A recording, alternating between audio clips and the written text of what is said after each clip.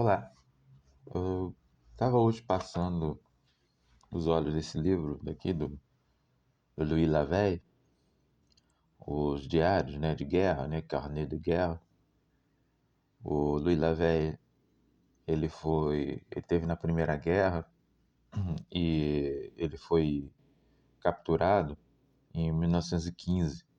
Ele passou o resto da guerra até 1918 num campo de prisioneiros alemão, né?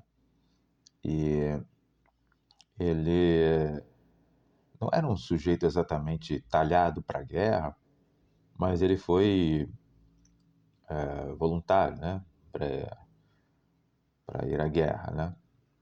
E eu gosto muito desses livros de pensadores que os pensadores escrevem durante a experiência da guerra, né? O Ernest Jung, o Louis Lavelle, o Ludwig Wittgenstein e outros, né? E esse livrinho aqui foi publicado póstumamente, né? Mas ele é um tesouro, porque assim, tem toda a profundidade peculiar ao, às obras do Louis Lavelle, que ele exibe nas outras obras, né? E são pequenas reflexões, a maior parte sem data, né? E tem algumas coisas que são muito preciosas, né? E eu vi três passagens aqui me chamaram bastante a atenção. A, a, a primeira delas, quando ele estava lá como cativo, né, como prisioneiro, ele escreve aqui essa frase aqui, uma frase bem curta. Não se pode sofrer do destino, né, ou sofrer o destino, se pensa que, em lugar de opor uma barreira à nossa individualidade, é ele, o destino, né, que a desenvolve. Isso aqui contém muita coisa, né? E quem lê isso aqui tem algum conhecimento do estoicismo e tal, em particular Marco Aurélio, percebe que tem aqui uma visão muito próxima do Marco Aurélio, né? Que eu já até destaquei em um vídeo e em uma postagem no meu blog, de como o Marco Aurélio compara a providência do todo, né, a pronoia que o todo tem, de, de submeter aos seus planos, vamos dizer assim, qualquer coisa que esteja à sua disposição, qualquer coisa que esteja no seu caminho, né? Então, se você pensar, o cosmos todo é sempre a submissão das partes para a realização do todo. Então, o que quer que haja nesse mundo está sempre submetido aos objetivos do todo, né? E o Marco Aurélio compara isso à própria aquela centelha humana, né, que ele chama de hegemonikon, né, o princípio diretor, que é um conceito comum aos estoicos, que é capaz de, nas situações dadas, quaisquer que elas sejam, transformar aquilo que poderia ser um obstáculo à virtude, né, numa ocasião para a virtude. E isso que o Lavey está falando ecoa essa ideia, né? Que não se pode sofrer do destino, e aqui eu acho que o destino ele está se referindo aos acontecimentos da vida, né? Se pensa, né, que, em lugar de opor uma barreira à nossa individualidade, né, é ele, esse próprio destino, que a desenvolve. Então, a nossa individualidade, o que nós somos, se desenvolve justamente nas situações, quaisquer que elas sejam. E E para atuar, no caso, para atuar eticamente ou virtuosamente, qualquer situação que se coloca serve para se atuar virtuosamente. Talvez não as mesmas virtudes, né? Numa situação de doença, a virtude que você pode cultivar naquela situação é uma virtude diferente da virtude que você vai cultivar, por exemplo, na guerra, como no caso aqui. Aí eu tenho certeza aqui que ele está estando na guerra. Isso também se refere à guerra. Claro que tem um alcance para muito além da situação dada da guerra, mas ele está refletido também sobre a própria guerra, sobre, sobre ser um prisioneiro num campo de prisioneiros alemão. Né? Ele não sabe quando é que isso vai acabar. Né? Mas mesmo nessa situação, existem virtudes a serem cultivadas. E mais, a sua individualidade se desenvolve justamente nessas situações. Quer dizer, na verdade, em todas as situações, nenhuma situação é realmente um obstáculo à sua individualidade. Pode talvez ser obstáculo para algum tipo de desejo ou alguma direção da sua individualidade que você quisesse dar a um determinado momento, mas ela não é, nenhuma situação é jamais um completo total obstáculo para a sua individualidade, para o desenvolvimento da sua individualidade, de quem você é, né, do ponto de vista individual. Né? E aí tem uma outra passagem aqui que também se liga a isso, engraçado ver numa mesma página, na mesma página, um pouco mais, um pouco abaixo, ele diz: se decidir conformemente à natureza é não ser livre, e se crer livre. Se decidir conformemente à inteligência é ser livre, qualquer que seja o apelo de nossa natureza. E negar a liberdade é negar a inteligência. Aqui você vê um outro ponto que se liga a essa primeira passagem que eu li. Porque o que ele está dizendo aqui? Se você também conhece as doutrinas tradicionais sobre a liberdade humana, sobre a virtude, você vai lembrar que o ato livre ele é definido pela ação voluntária, né, pela ação da vontade com conhecimento. Né?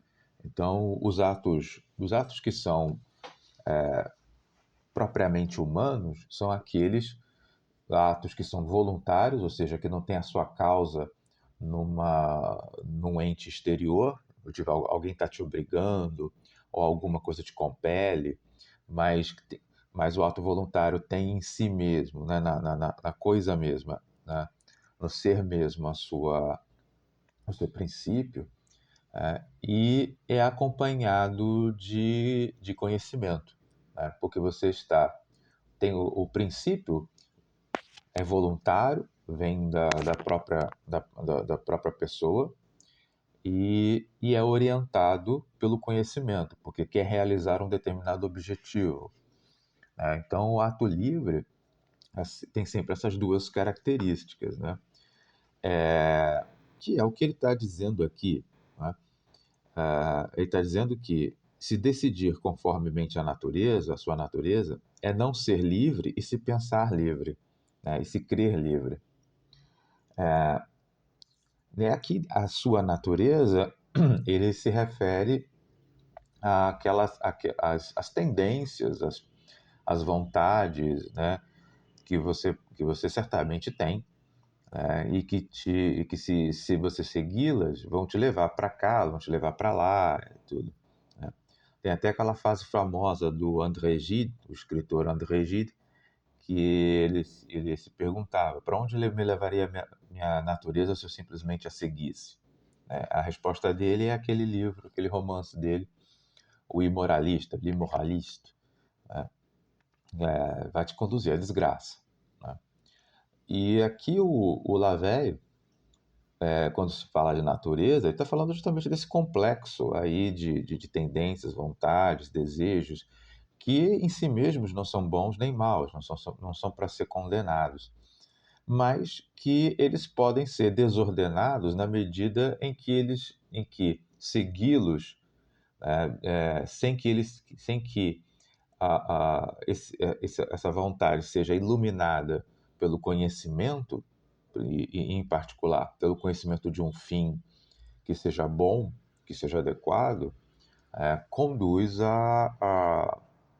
ao infortúnio, né, ao vício, à desordem, né?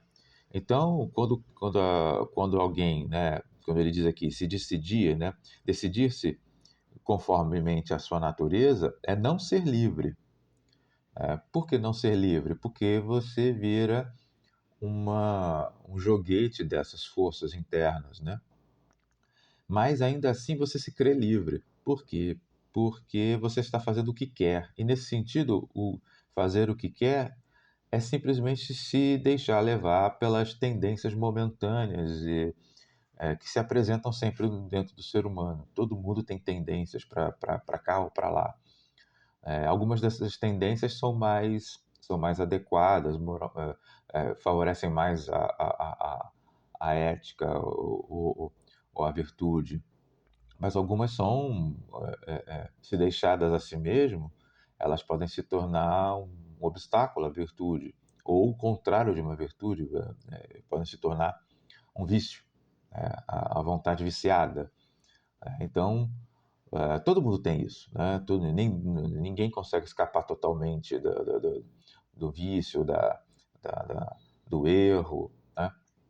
Mas é justamente quando o ser humano ele segue essas tendências, né, que são sempre passageiras e muitas vezes conflitivas entre si, quando o ser humano as segue, ele se crê livre. Por quê? Porque está dando aso, né, tá dando vazão a uma tendência que ele tem, né? E nada mais agradável, né, do que dar vazão às tendências que você tem, né? Porque você já está inclinado àquilo. Então, dar vazão a essas tendências é alguma coisa que vai te angariar algum prazer, alguma. Mas todo problema ético é justamente, e todo o problema da virtude é que isso não é liberdade, porque isso é você agir segundo um impulso que não leva em conta o outro lado do ato realmente humano, né, que é a inteligência, né, é o conhecimento. Então, agir sem o conhecimento não é ser livre, é ser escravo dessas tendências, né? E como ele diz aqui em seguida, se decidir conformemente a inteligência, né, ao contrário, é ser livre, qualquer que seja o apelo de nossa natureza. É esse conflito constante, né? Que todos nós passamos, né? Agir conforme a inteligência, nesse caso, é um outro modo de falar que você deve agir voluntariamente, né? O ato humano é um ato sempre voluntário. O ato humano, tipicamente humano, né? É o ato voluntário, mas guiado pela inteligência, né? O ato voluntário não guiado pela inteligência, ele é um ato animal, né? Pode até ser voluntário, porque o animal vai ter as suas ações provenientes dele mesmo, de suas vontades, seus desejos, de suas necessidades. Mas não é iluminado pela inteligência do bem, né? Pelo conhecimento do bem, né? E agir com esse conhecimento do bem, com essa inteligência que o Louis Lavey está falando, é agir de forma legitimamente humana, né? Principalmente humana. É como ele diz, e depois ele diz, né? E negar a liberdade é negar a inteligência. Esse é um ponto muito interessante, porque o que ele está falando, que é a consequência de viver sob a, a, a influência da sua própria natureza, nesse sentido de tendências, vontades e desejos, né, que são passageiros e muitas vezes conflitantes entre si, agir segundo essa natureza tem, negar a inteligência, porque a inteligência é justamente o conhecimento, né? Então, é agir contra, agir não segundo o ato mais característico do ser humano, o ato plenamente humano, mas operar numa, numa, numa faixa inferior, né? Próxima dos animais irracionais, né? Então, o ponto que ele está colocando é que, sem que você perceba, você está negando a própria natureza humana, você está negando a própria inteligência, né? E isso se liga à passagem anterior que eu li, porque é essa inteligência, justamente, né, que identifica a virtude que você pode ou deve cultivar nas várias situações, de tal modo que nenhuma situação está isenta, do reconhecimento da, do- da inteligência, daquilo que é bom, né? E, portanto, não está jamais fora do nosso alcance agir segundo essa inteligência, ou pelo menos é um dever agir conformemente à inteligência, né? Veja o que ele diz aqui, né? Se decidir conformemente à inteligência é ser livre, qualquer que seja o apelo da nossa natureza. Não importa o apelo, não importa a situação em que você esteja, não importa o destino no qual você esteja, o destino que se apresenta para você, as circunstâncias que se apresentam a você, você sempre pode agir virtuosamente. Tá? Então, assim, e agir virtuosamente é sempre uma ação voluntária guiada pela inteligência ou pelo conhecimento. Então, desses dois pequenos trechos, né, o Lavey meio que ele resume toda a vida virtuosa, né, a vida segundo a virtude. É você saber que quaisquer circunstâncias são sempre dadas para você, são sempre oportunidades e ocasiões para, para o cultivo de alguma virtude, né? Seja a temperança, seja a paciência, seja a fortaleza, a coragem, a magnanimidade, a liberalidade, qualquer uma das virtudes, né? E se decidir a ser virtuoso nessas situações é justamente se decidir conformemente à inteligência, quaisquer que sejam as situações. E esse é o nosso dever nesse sentido, ser sempre tanto quanto possível, sermos fiéis ao que nos constitui essencialmente, que é a inteligência, é o que nos distingue, né? É o mundo moral, que não é aberto para os outros seres, né? O cachorro não tem um mundo moral, o ser humano tem um mundo moral, um mundo virtuoso, né?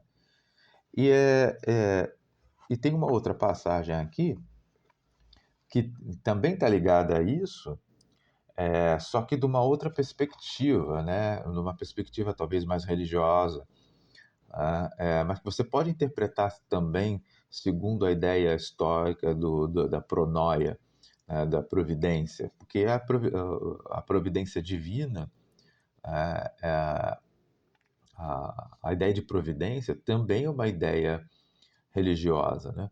Então ele diz aqui, ah, repassando os eventos da minha vida, né?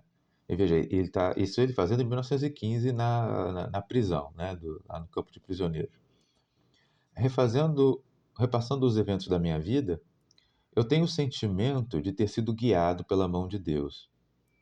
Não há infelicidade, ou nem queda que eu tivesse querido evitar, porque eu encontrei um enriquecimento de minha experiência moral, um ponto de apoio para o progresso de minha vida espiritual.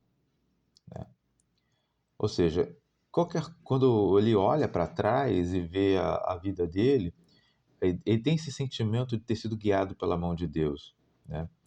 Ok, você pode interpretar isso literalmente ou não, mas de todo modo, ter sido guiado pela mão de Deus, ele esclarece o que significa, né? É que não há infelicidade ou tristeza, né? E nem queda que eu tivesse querido evitar, né? Que eu gostaria de evitar, né?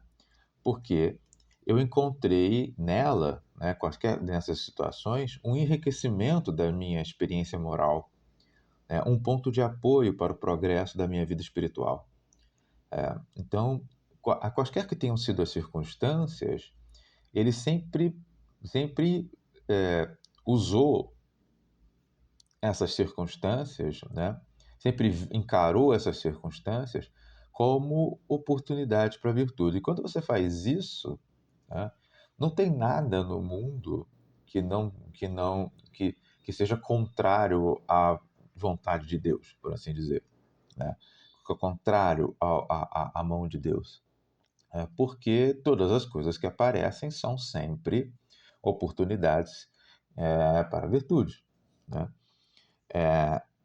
Eu não posso esquecer que duas vezes, ao menos, eu estive abandonado a uma potência, a uma potência superior, que entranhou o meu ser num vivo movimento de adesão e de confiança contrária à minha natureza. Então ele diz que teve essa experiência pelo menos duas vezes, que não pode esquecer, né?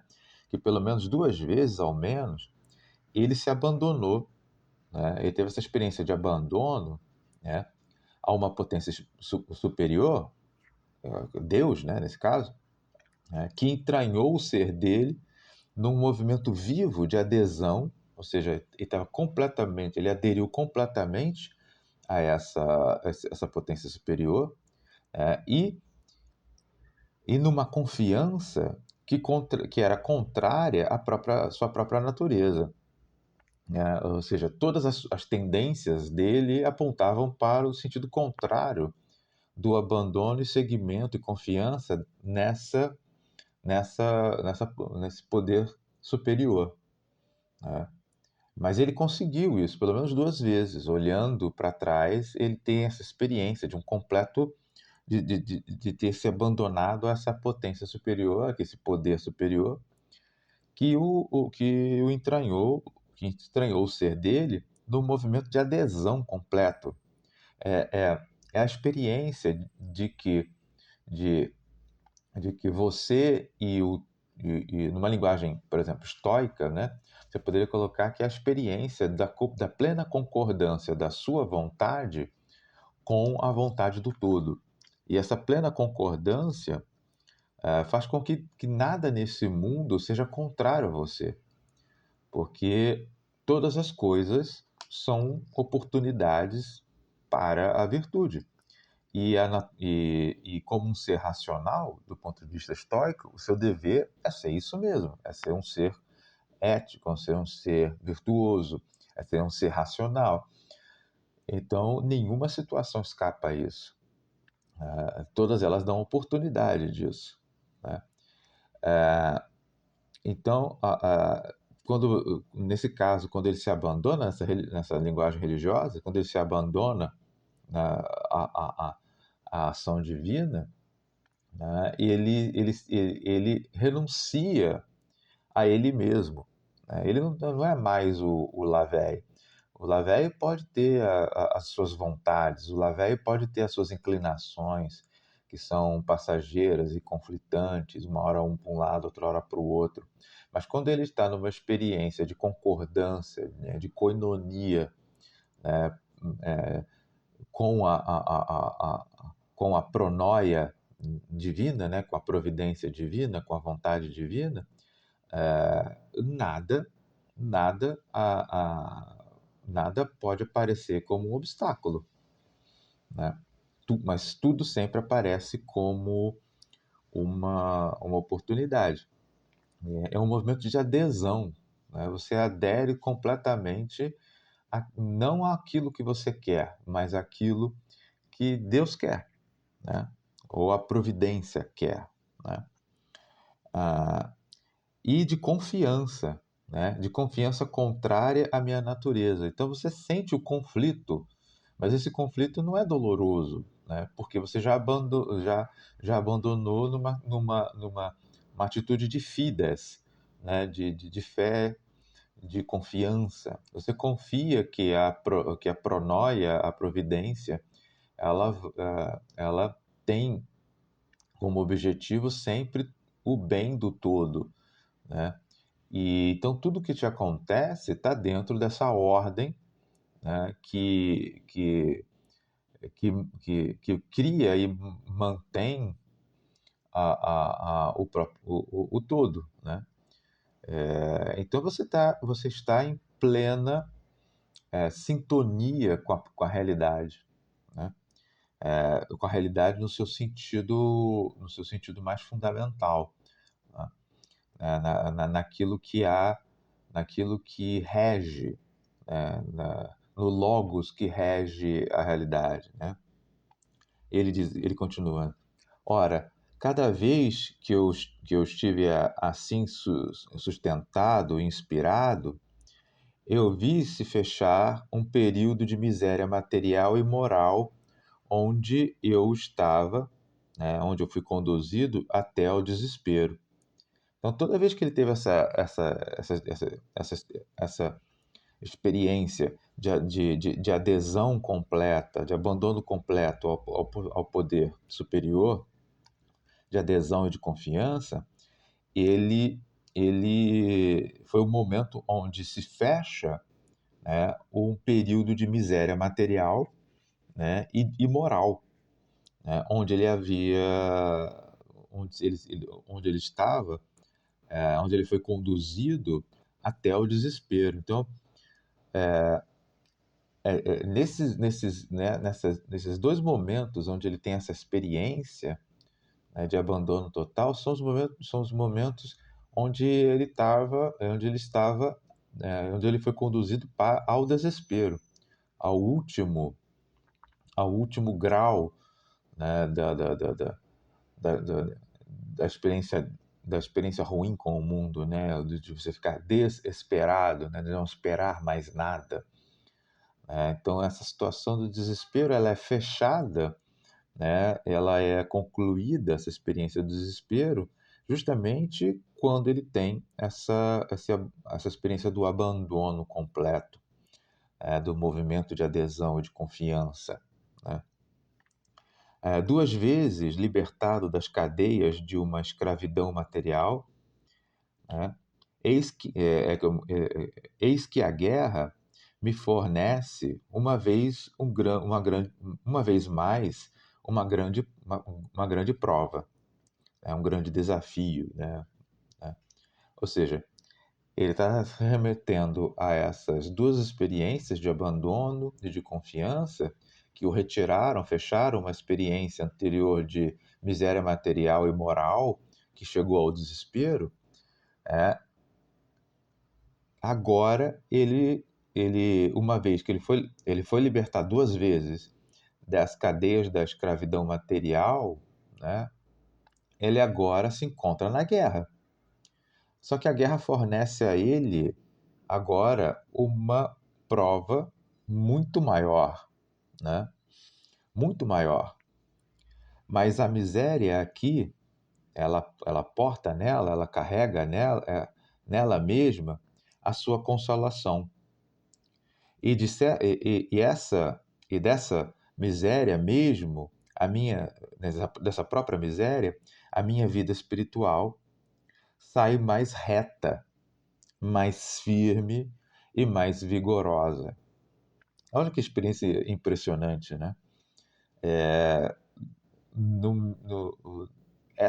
ele considera que a guerra é uma prova maior do que essas provas pelas quais ele passou anteriormente, né? E à luz da experiência quando ele começa a falar que os eventos da vida dele, né, ele tem o sentimento de ter sido guiado pela mão de Deus, né?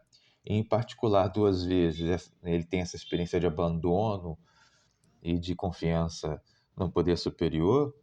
Agora, ele tem uma prova muito maior, né? Considera isso, né? Assim, ele está preso num campo de prisioneiros alemão.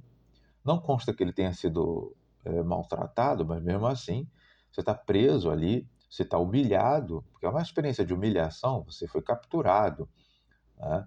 É, e até 1918, né, você não sabia que a guerra ia acabar em 18, e você não sabia qual seria o resultado da guerra, e até 1918 a guerra, vocês sabem, ela é uma guerra de trincheiras e tudo, é uma guerra basicamente indecidida, que ficou indecidida até 1918, mais ou menos. Então, ele não sabe de nada, não sabe o que vai acontecer com ele e tudo, né? Ah, então, essa experiência é uma experiência também de humilhação, né? De você perder a liberdade, de você ser mantido num lugar contra a sua vontade por pessoas que te odeiam. Pelo menos do ponto de vista da guerra, aquelas pessoas são seus inimigos, né? E mas essa miséria, né? Mas a miséria aqui, ela carrega nela mesma a sua consolação, tá? E dessa miséria, a mesma, né, dessa própria miséria, a minha vida espiritual sai mais reta, né? Ou seja, essa própria experiência, né, essa própria miséria uma oportunidade de crescimento espiritual. E passar por isso o torna mais reto, né? Se você consegue olhar os acontecimentos da sua vida e se você fizer um bom uso desses acontecimentos, se você crescer, né, com esses acontecimentos, ainda que você erre, né, claro, nem em todas as situações você consegue ser virtuoso, mas ainda assim, ainda que você erre, você pode recuperar essa situação depois, né? O seu erro, numa situação, não é a última palavra. Por quê? Porque o seu erro, que numa situação dada, você deveria ter agido com uma determinada virtude e você não agiu, isso não fecha a situação, né? Fecha somente aquela situação singular, mas não o que essa situação singular, mesmo que tenha sido desperdiçada do ponto de vista da virtude, ela pode ser recuperada de uma outra forma, porque você pode olhar para isso e lembrando disso, né, entender o que aconteceu, aprender com o que aconteceu e perceber que você cresceu com aquilo. E essa recordação, essa compreensão do que aconteceu, elas fazem você crescer, né? Então, essa experiência aqui da guerra, ele vai sair dessa experiência muito melhor, né? A vida espiritual dele vai sair muito mais reta, muito mais firme, né? E muito mais vigorosa, né? Então, essa situação não vai abatê-lo, né? Não quer dizer que em algum momento durante esse longo cativeiro dele no campo de prisioneiros alemão, ele manteve, né, o bom espírito né, de não se entregar e não sei o quê. Nem sempre você consegue isso, né? Mas a experiência em si, ela tem um poder transformador, né? E mais ainda, a experiência revivida, né? Revivida pela memória e, e raciocinada e compreendida depois, ah, essa experiência ela se trans, ela vira um lucro para você. Ainda que naquele momento você possa não ter sido lá a melhor, não ter tido a melhor atitude, né, diante daquela situação, né, mas o próprio acontecimento tem virtudes transformadoras. E mais ainda, esse acontecimento quando iluminado pela inteligência, como ele diz ali na outra passagem. Iluminado pela inteligência, você consegue, inclusive, recuperar e crescer, né? Então, você vê aqui que essa experiência, que é uma das experiências vamos, umas experiências mais humilhantes que é, e desagradáveis e tristes pelas quais uma pessoa pode passar, que é estar num campo de prisioneiros sem saber qual vai ser o seu destino. Essa situação, né, a perda da liberdade, pode ser, né, é a oportunidade de, iluminada pela inteligência, essa experiência pode fazer com que você saia dela mais, a sua vida espiritual saia dela mais reta, mais firme e mais vigorosa, né? Então vocês vejam a profundidade, né, do Lavey, né? E é por isso que ele pode olhar para trás os eventos da vida dele e dizer assim, olha, parece que eu fui sempre guiado pela mão de Deus. É claro, se você for religioso, isso aí é o seu cotidiano. Mas se você não for religioso, vale a mesma coisa, no sentido de que ah, ah, esse guiamento da mão de Deus, né, pode ser interpretado também como a capacidade que o homem tem de, a todas as situações, crescer com elas. De tal modo que, às vezes,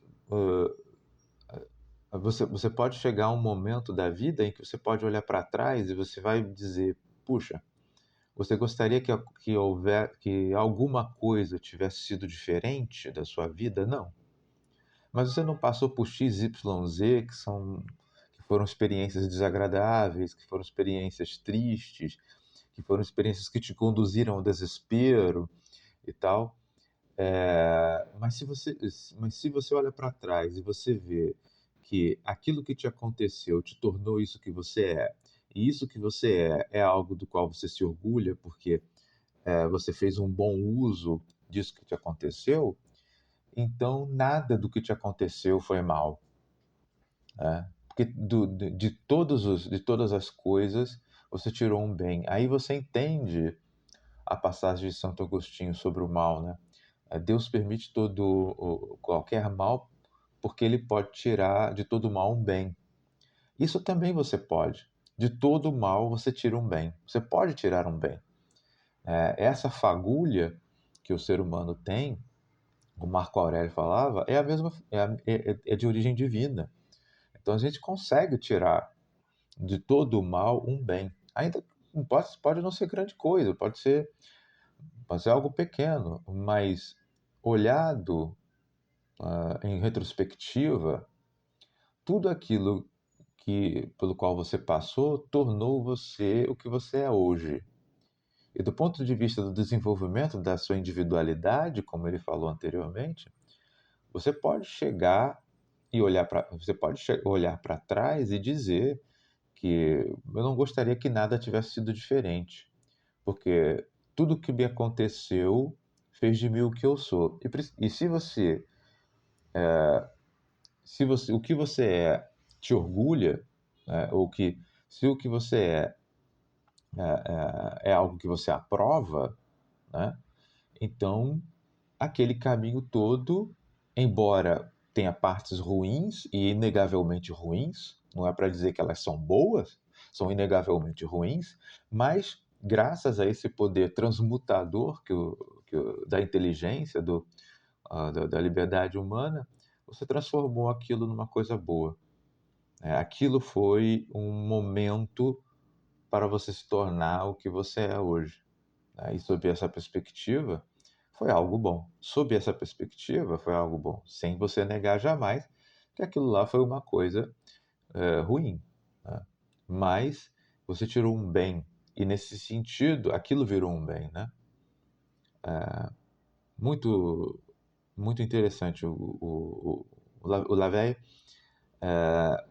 Se você parar, se você ler o Lavey com cuidado, cada frase dele é absolutamente profunda, tem profundidade demais.